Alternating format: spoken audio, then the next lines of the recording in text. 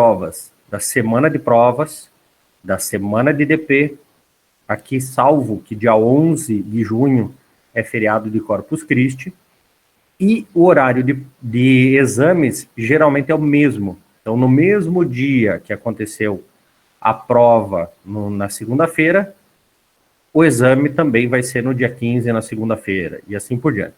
Tá? Então, esses são os compromissos que vocês têm agora nesse bimestre. Então, nosso calendário continua dessa maneira.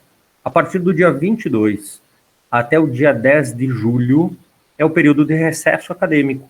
Então, seriam as férias do meio de ano. E do dia 13 ao dia 31, nós começamos com as atividades presenciais. Então, até o presente momento, nós não temos nenhuma diretriz, nada que modifique isso. Caso venha a ser passado alguma diretriz nacional, através dos órgãos públicos competentes, outras medidas serão tomadas e, com certeza, vocês receberão a informação o mais rápido possível. Mas, por enquanto, então, o período presencial começa no dia 13 de julho até o dia 31 de julho. Então, seria o quê? Seriam para a reposição de aulas práticas. Então, o professor que achar necessário fazer atividades práticas, ele tem essas 3 semanas para aproveitar e fazer essas atividades práticas. Então, eu vou conversar com cada um dos professores de vocês, verificar quais deles precisam de fazer reposição ou alguma coisa de aula prática. Caso nenhum professor venha tenha essa necessidade, eu conversei com os alunos do último período a possibilidade deles ofertarem minicursos, então minicursos de diversas áreas, para que vocês possam, aqueles que tiverem interesse, possam fazer esses minicursos. Para eles é interessante, para a comprovação de horas que eles precisam, e para vocês vivenciar aí uma experiência com algum profissional que já está no mercado, por exemplo. Vocês aprenderam sobre HTML5 e formatações CSS. Então, alguém que já está no mercado trabalhando sobre isso e vai dar um mini curso avançado durante essa semana aí para vocês. Então, aqueles que tiverem interesse podem inscrever-se. Então, para que vocês não fiquem sem nenhuma atividade nesse período. Caso nós tenhamos alguma alteração de calendário, eu aviso vocês. Caso nós tenhamos algo de diferente, então o isolamento, extensão do isolamento social, qualquer coisa, eu vou informar vocês através de informação oficial. E dia 3 de agosto inicia o segundo período. Então vocês, ali nós iniciamos de maneira presencial o segundo período, o primeiro bimestre do segundo período. Alguns alunos me perguntaram, professor, e a questão do plano emergencial? Então, o plano emergencial, como já foi falado, então ele compreende a mensalidade agora de maio, mensalidade de junho, mensalidade de julho. Automaticamente, todos terão 20% de desconto. Aqueles que aderiram ao plano, foram até o sistema RM, até o dia 10 do mês passado, desse mês, foram lá no sistema RM, colocaram o motivo porque precisavam, certo? Todos esses vão ter a suspensão das parcelas de maio, junho e julho, e ficarão para o final do curso. Ah, professor, mas se estender esse período e tal, daí se estender, nós ainda não sabemos o para frente, por enquanto que nós temos é isso. Caso alguém de vocês tenha mais para frente alguma necessidade financeira, algum problema, eu estou à disposição para ajudá-los aí, para entendê-los e facilitar o acesso aí de quem possa ajudá-los. Mas, por enquanto, o que nós temos são esse calendário e as medidas do plano emergencial solidário. Tá? Então, nós não temos nenhuma alteração, não teremos aulas presenciais até o dia 13 de julho. Daí, ali nós teremos um período de reposição de atividades. Outra coisa importante, o MEC, ele coloca que toda instituição de ensino superior, nós temos que comportar 200 dias letivos. Então, vocês não estão perdendo. Nós vamos até fechar o ano com 205 dias letivos. Então, não se preocupem, não haverá perda. o MEC, nesse período, ele validou a aula não presencial através de plataformas digitais. Então, tudo isso que está sendo feito com vocês é validado pelo MEC, então tem anuência do MEC e conta como carga horária letiva oficial, tudo certinho. Então, não se preocupem e nada está sendo nesse período. Então, para que não tenhamos atraso de, por exemplo, quando acontece em alguma instituição pública, que o pessoal vai em greve, daí depois eles estendem calendário, aí atrasa semestre. Então, para evitar que aconteça atraso de semestre e perdas maiores do que já estão acontecendo, então essas medidas foram tomadas e o próprio MEC validou a questão das aulas através de meios digitais. Tá certo? Alguém tem alguma dúvida sobre o calendário, sobre alguma coisa que eu comentei até o momento? Pode perguntar, por favor.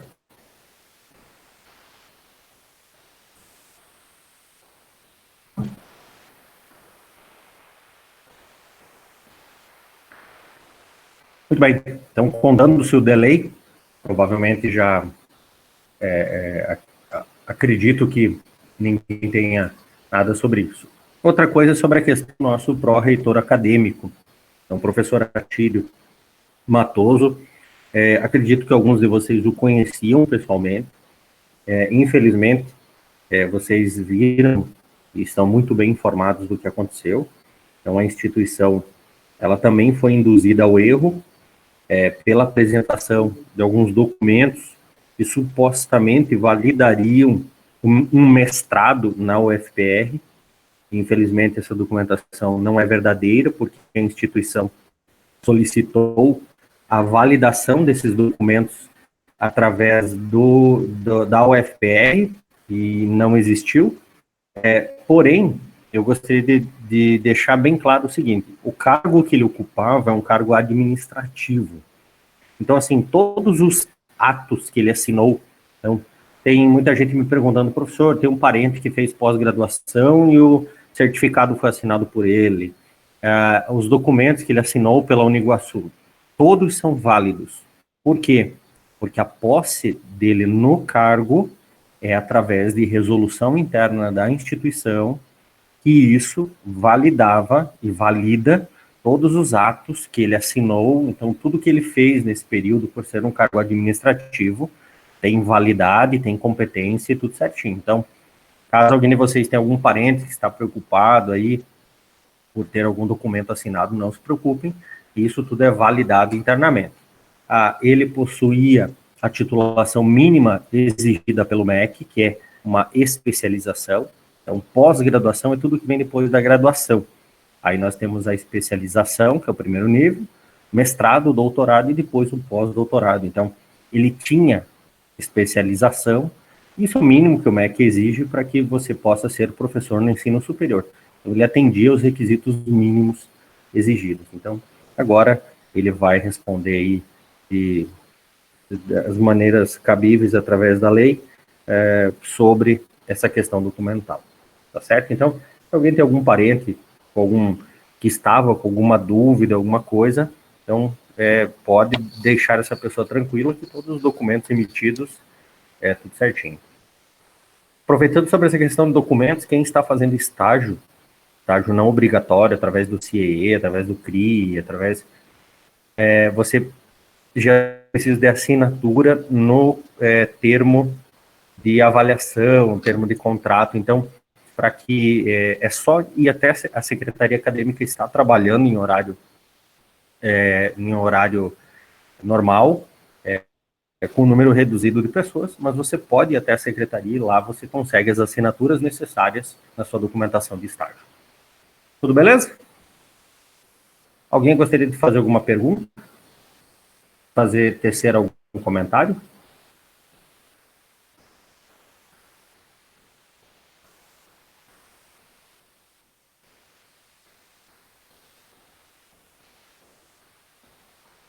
O pessoal está quietinho hoje.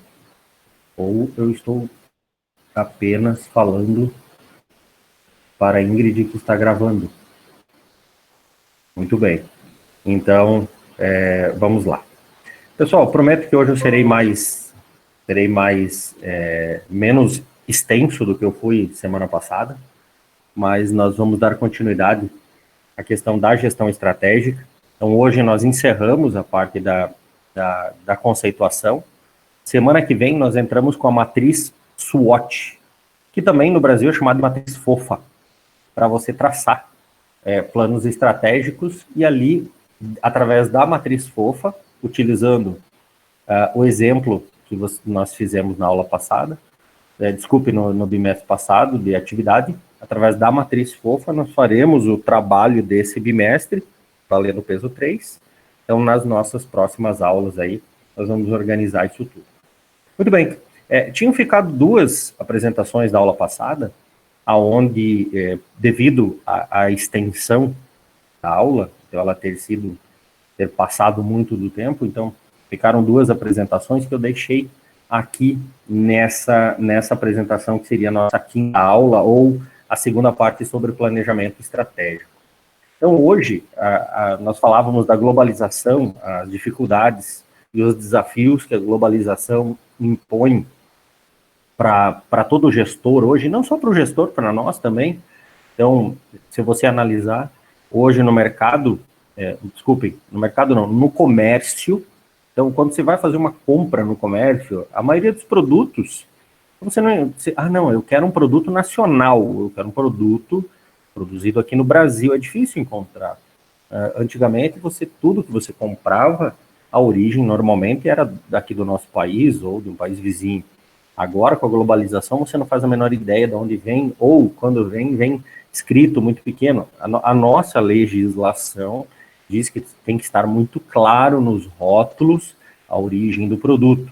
Então, normalmente, em lojas sérias, a maioria delas já tem lá Made in China, Made in Taiwan. Por quê? Por causa da globalização. Então, hoje, o ambiente de negócio mudou muito por causa da globalização e também os efeitos, como comentava na aula passada, por exemplo, o próprio Covid. Então, o que ele causa num ambiente globalizado? Se nós vivêssemos praticamente, como era mais ou menos 20 anos atrás, aonde o comércio era mais dentro do próprio país, cada país tinha sua liberdade, liberdade econômica, assim, tem liberdade econômica, mas hoje muito se reflete que o cenário mundial fala. Então, se nós voltássemos, então os desafios eram mais internos. Hoje, quando começa um problema em determinado país, você já tem que começar a preocupar-se, como foi o caso do Covid. O Covid, em dezembro, começou o problema na China.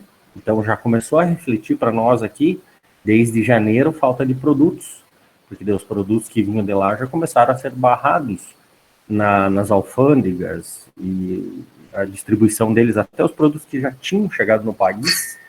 Então, a maioria dos comerciantes, ali no mês de março, eles estavam comercializando estoques do mês de novembro que tinha chego. Um amigo meu estava me contando, que ele é da área de eletrônica, ele disse que, em média, a alfândega liberava 2.000 containers vindos da China. Com a Covid, não passa de 100 a liberação hoje por dia de containers. Então, assim, isso causa um impacto muito grande. Então, todo o planejamento estratégico, devido à globalização, mudou muito, né? Então, o planejamento estratégico, ele baseado na globalização, então ele tem uma série de itens que precisam ser observados, né? Então, projeção de tendências. Então, a tendência, antigamente você analisava só o seu mercado interno. Hoje você tem que analisar a tendência global. Então, qual é a tendência? Então, discute-se hoje em tecnologia, o 5G, o 5G, o 5G.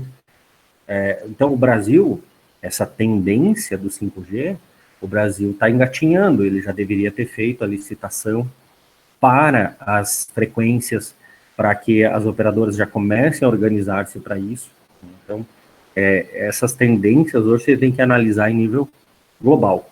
A análise das mudanças que acontecem, análise dos recursos necessários, e daí, a partir dali, a formulação das estratégias a partir desse mundo globalizado. Muito bem. Então, o pensamento estratégico, então agora nós começamos, nós vamos delinear um pouquinho sobre o processo estratégico.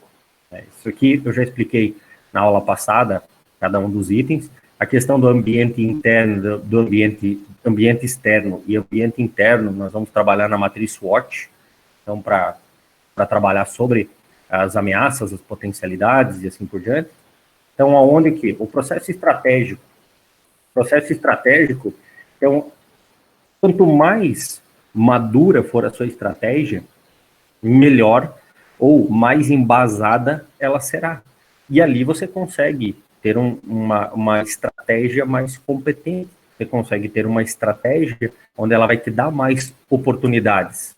E a partir dali você começa o quê? Então, para que você tenha toda essa estrutura, você tenha essa consciência estratégica, então você tem que ter o planejamento, então a vivência operacional, então, você planejou toda a tua estrutura estratégica, você vai para a vivência, da vivência, você faz o quê? Aí você alavanca essa estratégia, você faz com que ela seja inserida ou ela comece a funcionar, você vai dar todo o suporte necessário para que essa estratégia possa acontecer.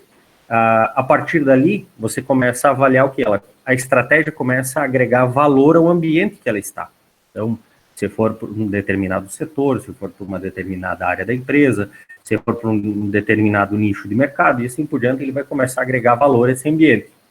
E, a partir dali, começa o que? Você pode retroalimentar, e a partir dali você tem nova oportunização das estratégias, e nisso o feedback, e para você medir tudo que você fez, se isso de fato deu certo ou não deu certo, e ali você adquire a consciência estratégica a partir de toda essa estrutura e o resultado do que isso trouxe para você, certo?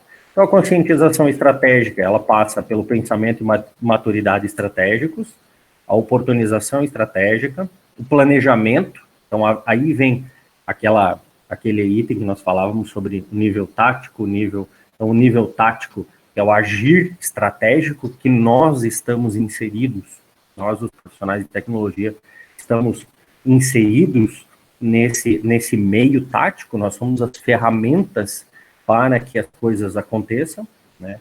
Nós temos a vivência operacional, a alavancagem estratégica. E isso tudo envolve o pensar estrategicamente. Então, todas essas etapas fazem com que você construa o pensamento estratégico, né? Aonde a oportunização, então, nós temos a oportunização e o agir, né? Isso tudo gera o quê? Gera a competência. Eu me antecipei. Então, gera a competência estratégica. Então, através da conscientização estratégica, que é a vivência de todas essas etapas, eu tenho o quê? O somatório disso tudo, eu tenho a minha competência estratégica. Então, é fazer valer.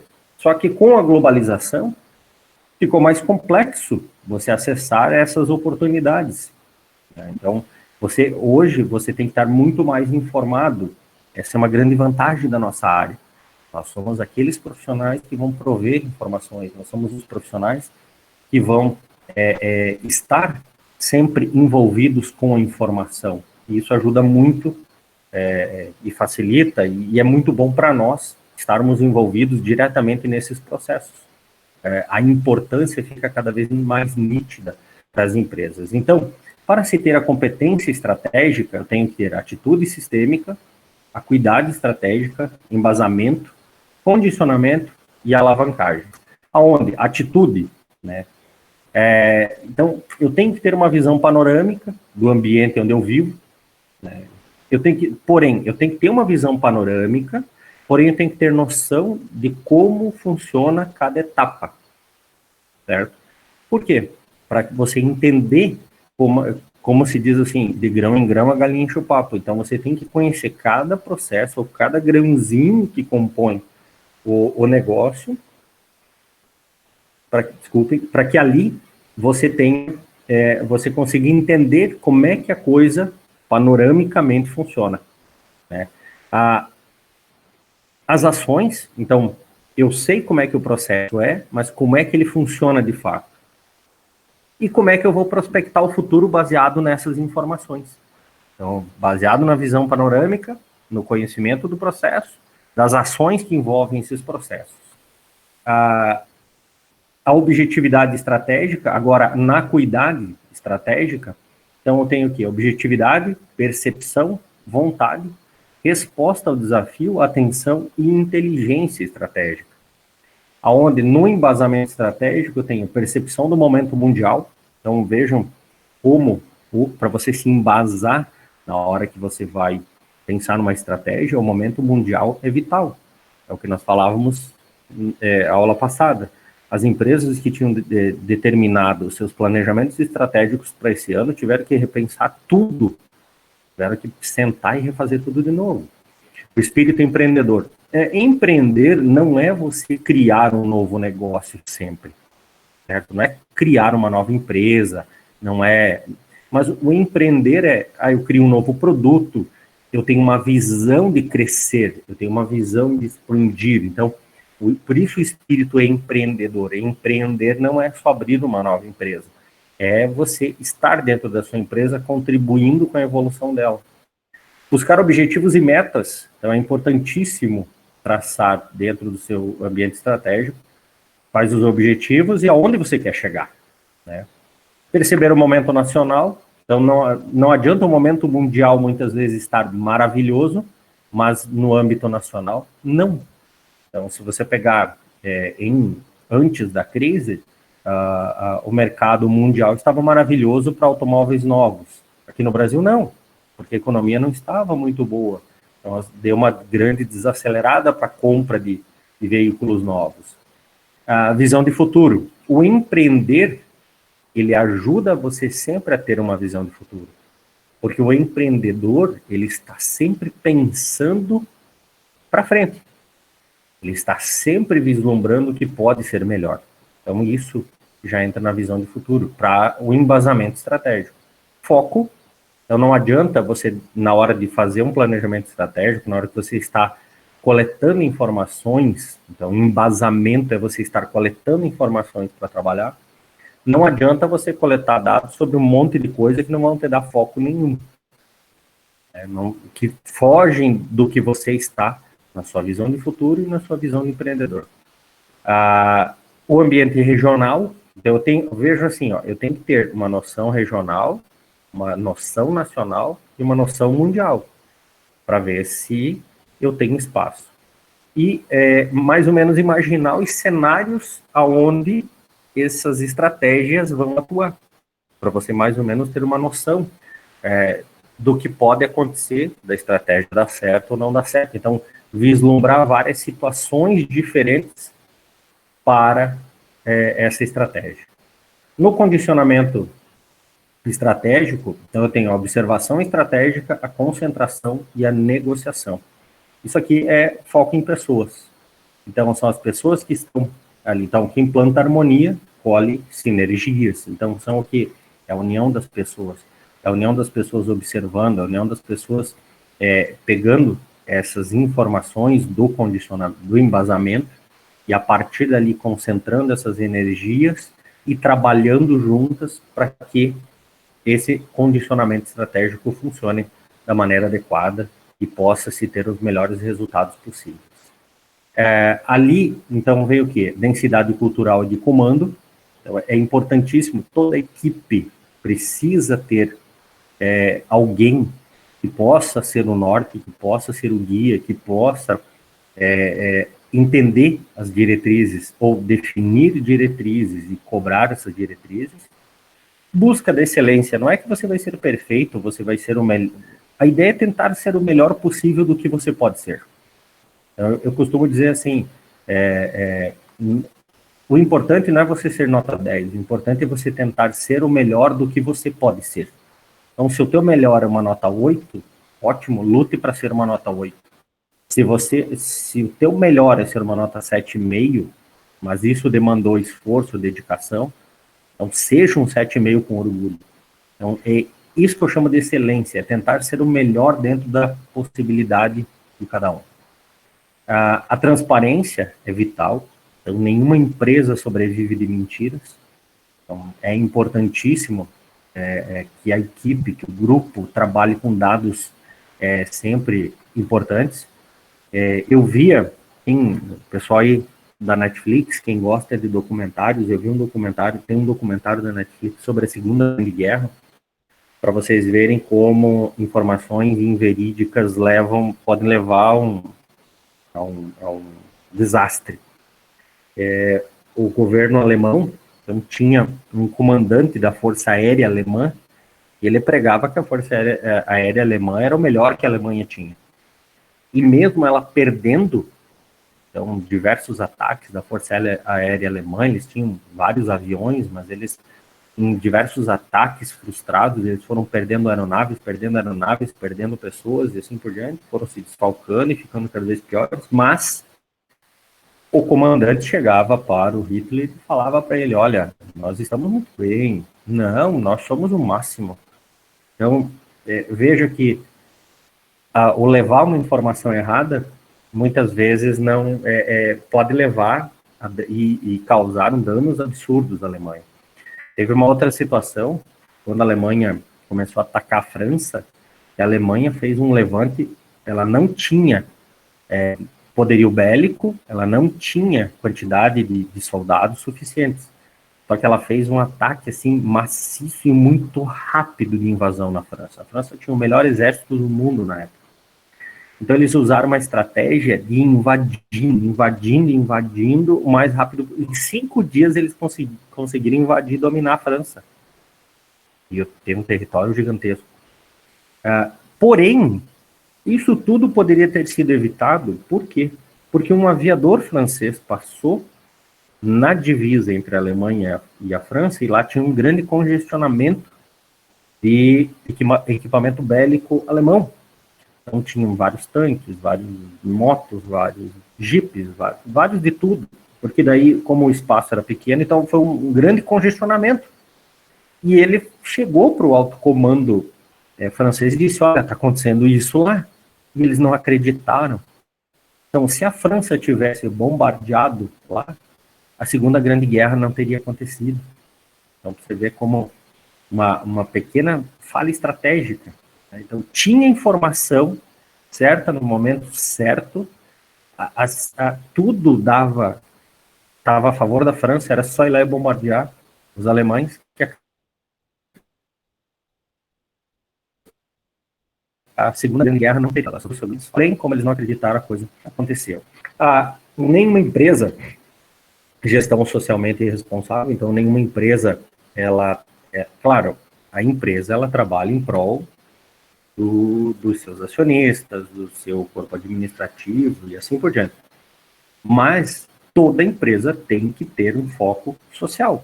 Ela tem que ser responsável socialmente. Toda empresa tem que ter essa visão. Ela é socialmente responsável pelos seus funcionários, pelo bem-estar deles. Então, o grande ativo de uma empresa são seus funcionários, porque eles é que fazem ela funcionar.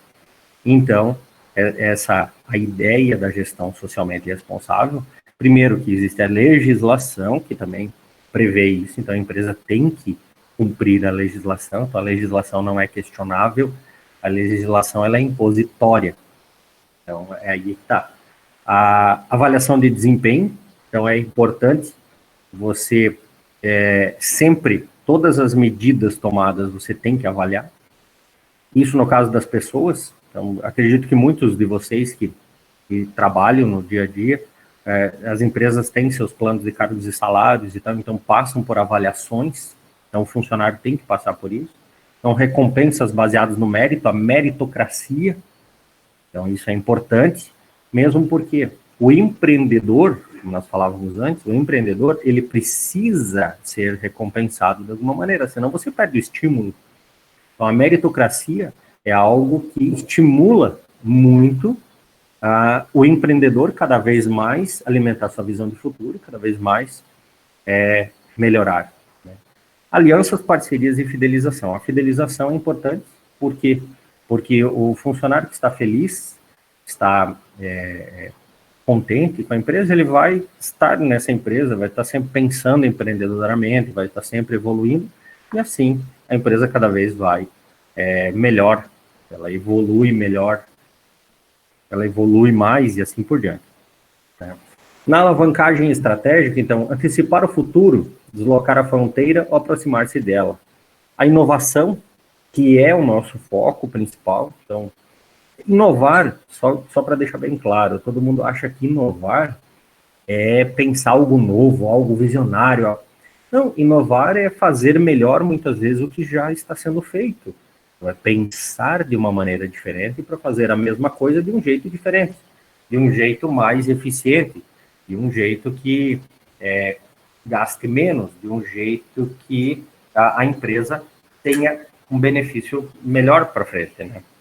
A capacidade de realizar o benchmark, conhecimento setorial, conhecimento sobre a migração de valor e capacidade de gestão. Então, isso tudo, a alavancagem estratégica, ela envolve o que? Ela envolve você conhecer o que você tem de bom para oferecer para a empresa, o que você pode fazer de melhor para a empresa, e também o que conhecer muito bem os setores, avaliar a empresa, entender sobre gestão, e ali você consegue dar a estrutura necessária para que as estratégias possam ser implantadas e evoluir baseado na visão que foi dada.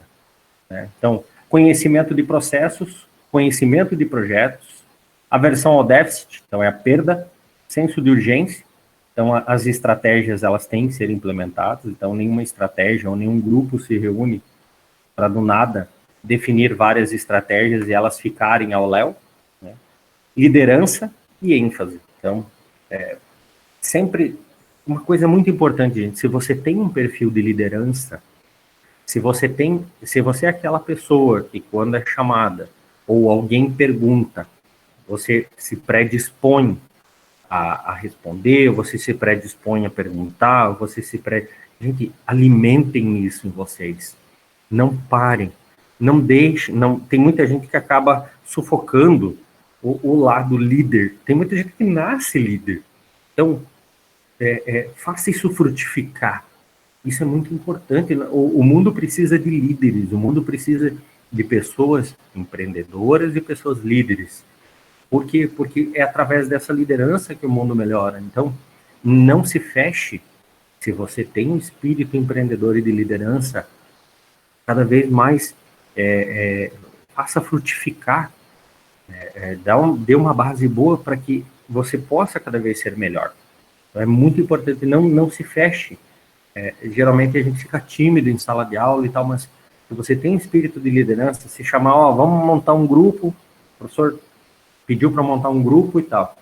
Então, se você tá vendo que o grupo está perdido, vai lá e ajuda o grupo, usa o teu espírito de liderança para ajudar, e ali você começa a identificar dentro da sala quem é melhor numa área, quem é melhor em outra área, quem é melhor no operacional, quem é melhor no planejamento, quem é melhor no estratégico, e nisso você já vai começando a identificar, e vai que você acaba sendo um gestor, ali você já tem colegas que você pode chamar para trabalhar, ou montar sua empresa, ou sei lá.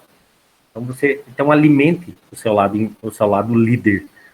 Isso é muito importante.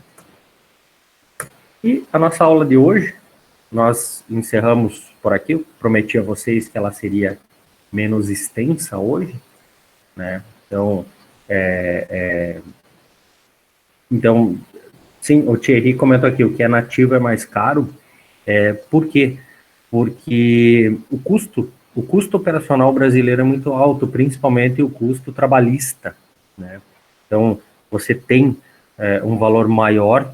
Na China, a maioria trabalha meio que na escravidão.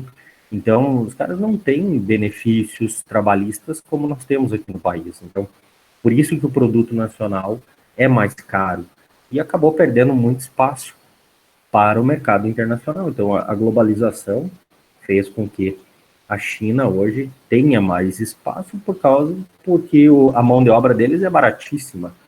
Então, é óbvio que o nosso produto acaba perdendo muito espaço, infelizmente. Pessoal, eu gostaria de eu esqueci de comentar uma coisa antes, mas qualquer situação que vocês tiverem em sala de aula, que nem me foi comentado, me foi solicitado e eu percebi no grupo de vocês, estavam falando sobre que algumas aulas estavam muito corridas e tal, daí eu fui conversar com a representante de turma, lembrando que ela é ela que representa todos vocês, então eu sempre ouço a opinião da representante, ouvi a opinião de outros alunos que me procuraram também, aí eu fui procurar a representante para saber se isso tinha embasamento, e a partir dali eu conversei com a professora para que nós possamos readequar um pouquinho. Então, esse é um momento em que todos estamos tentando nos adequar, tentando trabalhar da melhor maneira possível para passar conteúdos para vocês da maneira menos pesada e mais agradável possível e que sejam eficientes também para que vocês possam receber todo esse conhecimento aí. Então, caso vocês tenham alguma necessidade, procurem a Ingrid, procurem a representante, ela vai me procurar e ali eu vou intermediar da maneira melhor possível aí para que fique tudo certo, para que fique tudo bom para todos. Combinado? Pessoal, não se esqueçam de acessar o chat. É através dele que eu faço a chamada. Aqueles que tiverem dúvidas,